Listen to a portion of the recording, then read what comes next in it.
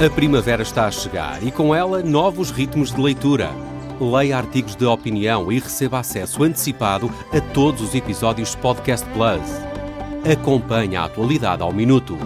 Assine hoje o Observador com até 58% de desconto e habilite-se a ganhar uma tote bag e um voucher da Livraria Almedina. Tudo em observador.pt. Leiria.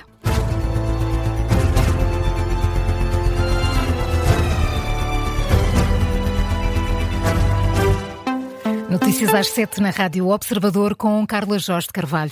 Está marcada para daqui a uma hora a conferência de imprensa de Pedro Sánchez sobre as ameaças de Donald Trump.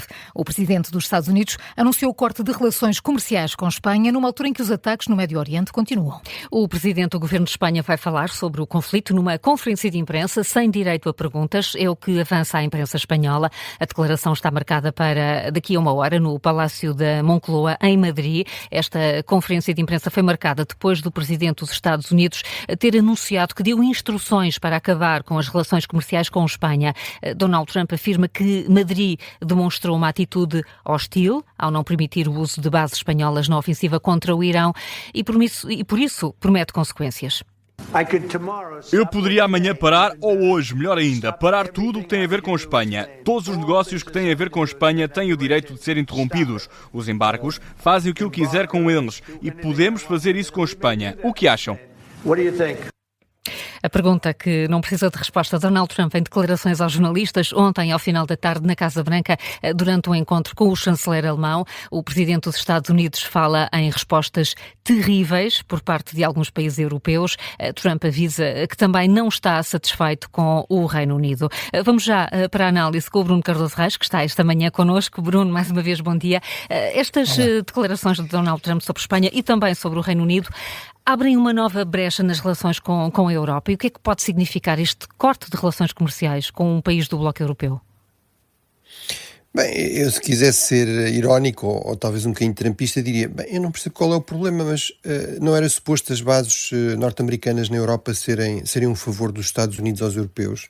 Então, afinal, agora são precisas. Bem, estou espantado que, afinal, o Donald Trump tenha finalmente percebido que as tais bases que eram um favor e que podiam ser retiradas e até deviam ser retiradas porque eram um desperdício de dinheiro, afinal são muito úteis para a projeção de poder dos Estados Unidos em zonas onde isso é importante para defender os interesses, onde é importante para defender os interesses norte-americanos. Portanto, há uma importância geoestratégica destas bases. Não, é bastante evidente, claro. Devia ser, aliás, qualquer militar norte-americano teria dito isso, ou teria explicado isso a Donald Trump, mas todo o movimento dele foi construído com base nesta ideia de que tudo o que é uma presença militar no exterior é um favor que os Estados Unidos fazem aos outros e que até devia ser pago, ou devia-se acabar com isso porque é um desperdício de dinheiro.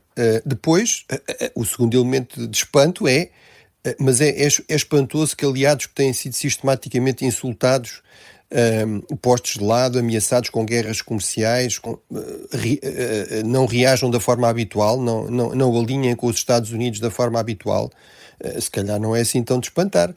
Sobretudo quando nós temos circunstâncias políticas, nos dois casos, em que Donald Trump é extraordinariamente impopular. Ele é genericamente bastante impopular por toda a Europa, mas em Espanha e na Grã-Bretanha é extremamente impopular, é mesmo politicamente tóxico, ao ponto mesmo dos partidos de extrema-direita, nomeadamente o Reform na Grã-Bretanha, muitas vezes já se afastarem de Donald Trump, e portanto há uma pressão, em particular na esquerda, e temos dois governos de esquerda, na Espanha e na Grã-Bretanha. Em particular, por exemplo, no Reino Unido, os esforços de Keir Starmer para manter boas relações com Donald Trump foram muito criticados no passado e, portanto, no fundo há aqui alguma pressão também política interna para estes líderes assumirem uma posição de maior afastamento. Apesar de tudo, de uma forma, digamos, mais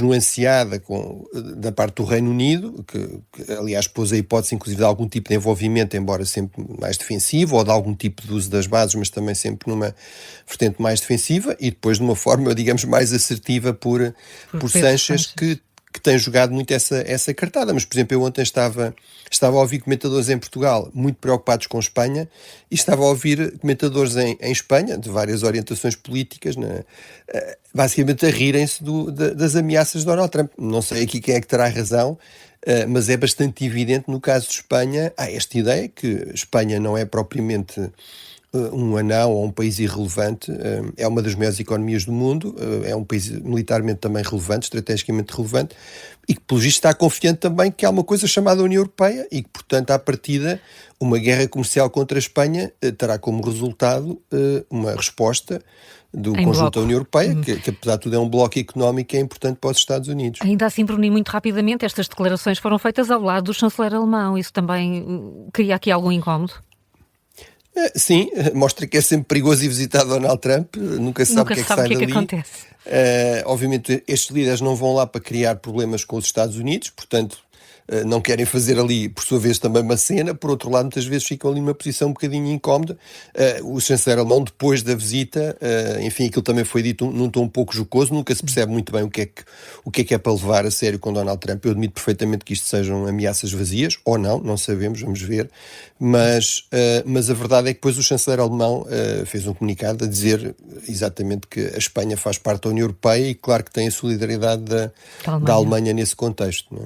Bruno, muito obrigada. Vamos continuar a contar com a tua análise já daqui a pouco no Gabinete de Guerra com a Maria João Simões. E tudo isto numa altura em que, como dizíamos, a troca de ataques no Médio Oriente continua. Importa, Carla, fazer um ponto de situação e perceber como foi a noite, numa altura em que entramos no 5º dia de conflito. E vamos, por isso, contar aqui com o jornalista Miguel Gato, com destaque das últimas horas para os ataques de Israel ao Líbano. Sim, Carla, um ataque perto de Beirute fez pelo menos 6 mortos e 8 feridos. As tropas de Israel atacaram 2 cidades no sul do Líbano. As autoridades libanesas admitem que o número de vítimas pode vir a aumentar. Um outro ataque em Baalbek, cidade do leste do Líbano, fez pelo menos 4 mortos e 6 feridos. As tropas israelitas atingiram um edifício residencial. A informação é avançada pelas autoridades libanesas, que adiantam que há equipas de resgate à procura de mais vítimas nos escombros. Para além deste ataque, há também um registro de um hotel em Beirute que foi atingido por um míssil de Israel. Na capital do Irão também houve novas explosões nas últimas horas, mas até agora não há informação sobre possíveis vítimas. E nesta altura, a Guarda Revolucionária do Irão garante que controla o Estreito de Hormuz. Falamos da importante rota marítima por onde passa petróleo e gás um pouco para todo o mundo. O Irão afirma que as autoridades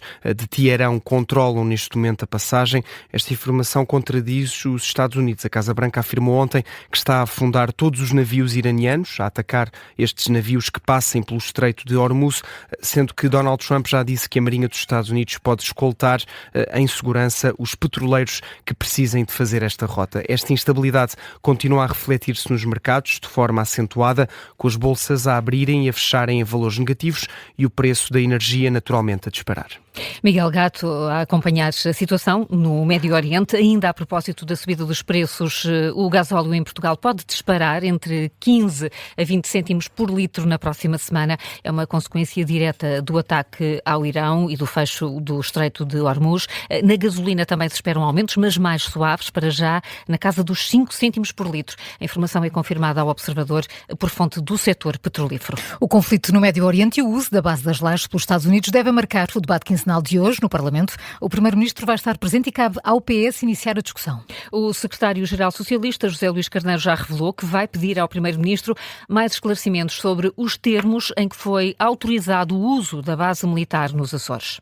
É importante que essa informação seja da opinião pública, seja do conhecimento da opinião pública, na sua generalidade, e depois que essas condições sejam monitorizadas por parte de quem tem o dever de monitorizar o cumprimento dessas mesmas condições. Há um dever do Governo, que é o dever de informar a Assembleia da República e de informar os portugueses, porque não compete ao líder da oposição a explicitar às portuguesas e aos portugueses o que é que foi objeto do diálogo com o Primeiro-Ministro e os termos em que se vai garantir o cumprimento do acordo da base das lajes para o uso militar da base das lajes, porque estamos a falar de uma base militar.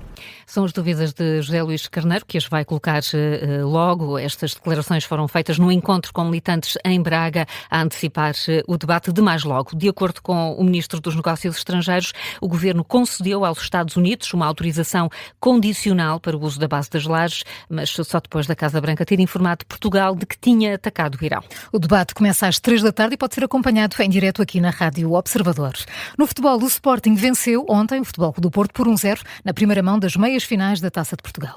Um jogo marcado por polémica dentro e fora das quatro linhas. No final da partida, o treinador dos Dragões criticou a atitude do avançado do Sporting, Luís Soares, que durante o jogo se dirigiu a uma câmara de transmissão televisiva para fazer um gesto que o Porto entende como uma crítica à arbitragem. O presidente dos Dragões, André Vilas-Boas, dirigiu-se à zona mista para pedir a suspensão do jogador. Eu, enquanto treinador na China, no campeonato chinês, levei 4 jogos de suspensão por ter feito um gesto igual ao de Soares. Portanto, o presidente do Sporting já chamou ladrão ao presidente da Federação, ao João Capela, ao Nuno Almeida. O Soares acabou de chamar ladrão, com gestos, de forma clara, para todas as televisões, do árbitro, Cláudio. Portanto, eu quero saber se o Soares também vai levar 4 jogos de suspensão ou se o campeonato português pode ser comparado ao campeonato chinês. André Vilas-Boas, com críticas que se estenderam também ao presidente do Sporting, Frederico Varandas foi à zona mista para responder ao dirigente do Porto. Agora vamos fazer de bode expiatório Luís Soares. Mas sabem porquê? Porque eu vejo o presidente do Futebol Clube do Porto com muito medo, porque ele é treinador. Foi treinador. E ele olha para o campo ao mesmo que eu vejo. E ele acha que a sua equipa não chega lá para ser campeã. Não chega. Este é o medo dele. Jogam pouco. E este é o medo dele.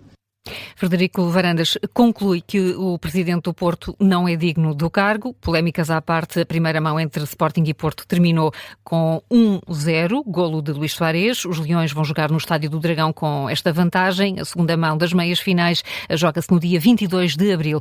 Do outro lado da semifinal estão Faf e Torriense, que empataram uma bola no primeiro jogo. O Sporting Porto de ontem à noite vai estar em análise numa edição especial do E o Campeão é, às 7h45. Agora são 7h10. Carla, que outras notícias marcam esta manhã? O Conselho Nacional do PSD reúne-se hoje pela primeira vez este ano, um encontro que surge depois das recentes críticas de Pedro Passos Coelho, da crise causada pelas tempestades e também da derrota de Marques Mendes nas presidenciais, reunião marcada para as 9 da noite. A Ministra do Trabalho diz que as negociações sobre a lei laboral estão próximas do fim, mas não avançam uma data ou um prazo. As negociações já se arrastam há 7 meses. Ontem a Comissão Permanente de Concertação Social voltou a reunir-se e foi à saída da reunião que Maria do Rosário Palma Ramalho afirma que já faltou mais para se alcançar o entendimento. Hoje assinalam-se os 25 anos da tragédia de Entre os Rios. Foi a 4 de março de 2001 que ruiu o tabuleiro da ponte Índice Ribeiro. Morreram 59 pessoas. A data vai ser hoje assinalada com uma missa de homenagem às vítimas e também a inauguração de um memorial.